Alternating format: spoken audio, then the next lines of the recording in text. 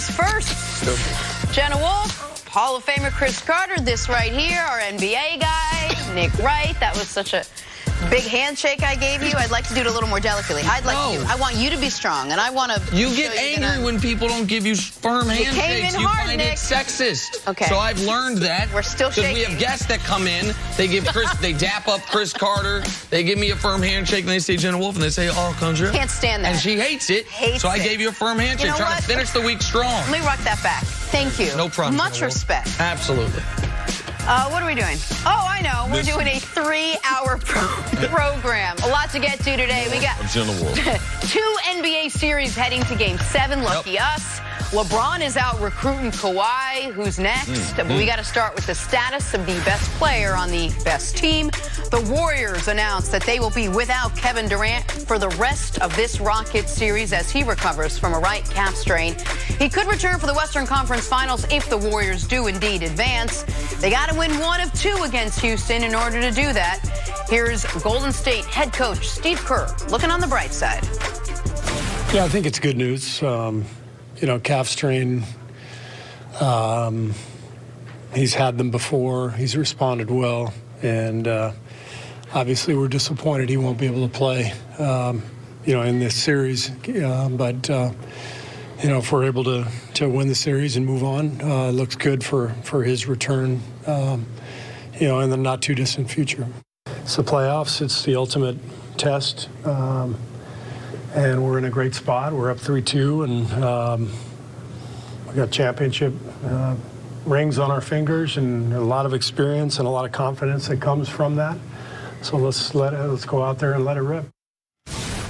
All right, Nick, now that KD is out, who's got the edge in this series? Has it changed? Well, the edge goes to the team that only needs to win 1 game versus the team that has to win 2. So the Warriors have the edge, even though the teams as presently constituted, I believe the Rockets are the better team.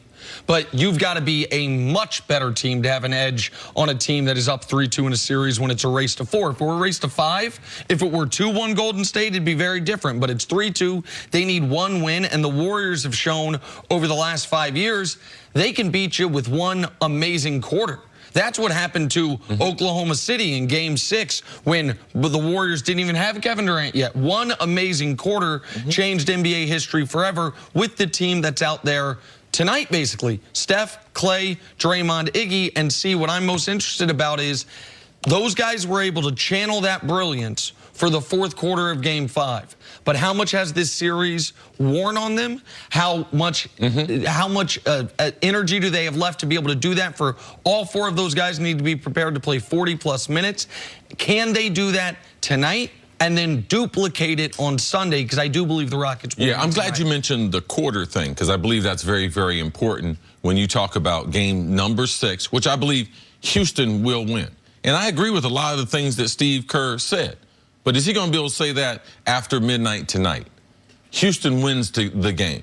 Now you got 4 quarters of basketball. You don't have your best player. So then the question is, how many bad quarters can the Warriors afford then? So I just believe in this right now until tonight's game.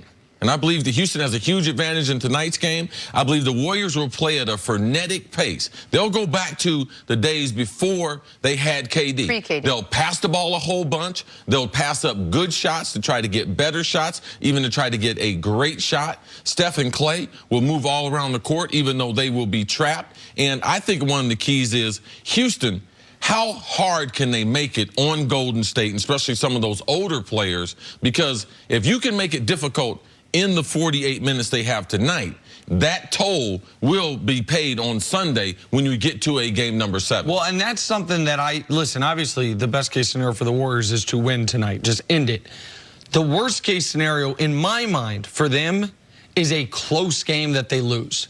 I think that is, I think if the Rockets are up 22 at halftime, they've hit 12 first-half threes, and the Warriors say, okay, we're going to try to go get them Sunday, getting blown out tonight for the Warriors, even if it's unlikely, is better for them than a hard-fought close loss. Because if you get blown out, absolutely, you all of a sudden, you can wave the white flag early.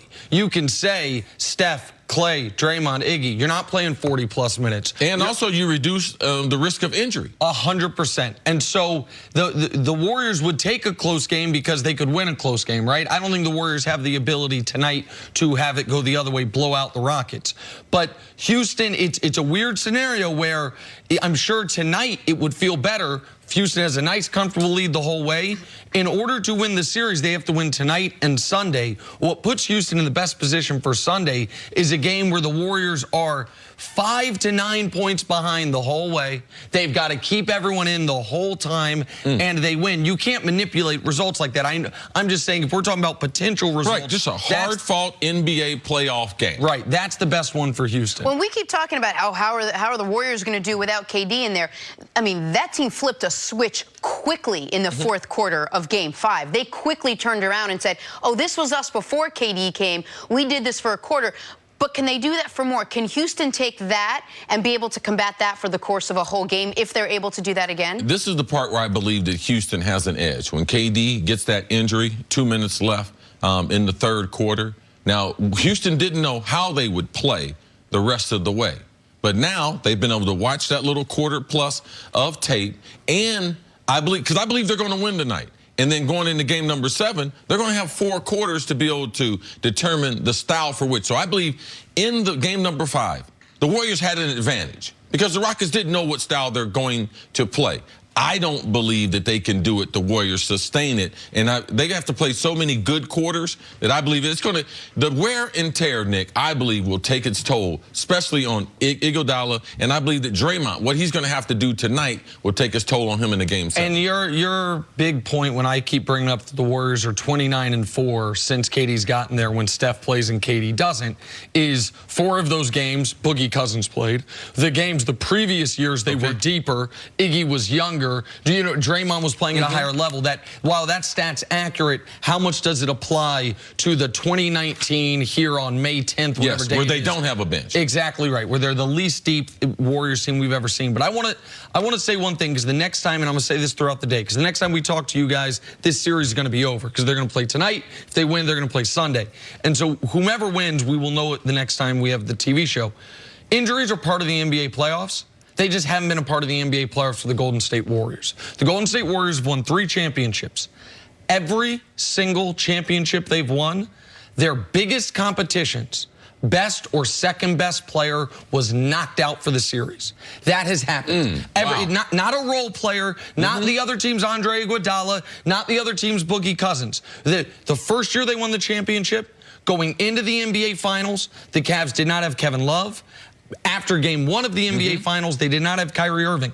They were down 2-1 in that series and then came back to win it when it was LeBron and Dellavedova and company. Their next championship, they were challenged by one team, the San Antonio Spurs, who were up 23 points in game 1 of the Western Conference Finals until Zaza maimed Kawhi Leonard. People forget that one. They went on to come all the way back and win that basketball game and swept the Spurs. Last year's NBA championship, they were challenged by one team, the Houston Rockets. They were up 3-2 in the series, and they lost their second best player, Chris Paul. So there are no asterisks on championships. I get that. But there's also not asterisks on not three-peating or we weren't able to complete it. If the Rockets beat them, it's fair and square. If the Rockets beat them, there are no, oh, but KD wasn't out there excuses. You start doing that math, then there's no clean championship of the 3 for Golden State. We are used to injuries being a part of critical Warriors series. This is the first one where an injury could play a part against the Warriors in a critical series. We will see if the Rockets can take advantage of it. All right, good stuff. We'll talk much more about this from both sides. But coming up, what can the Philadelphia 76ers do?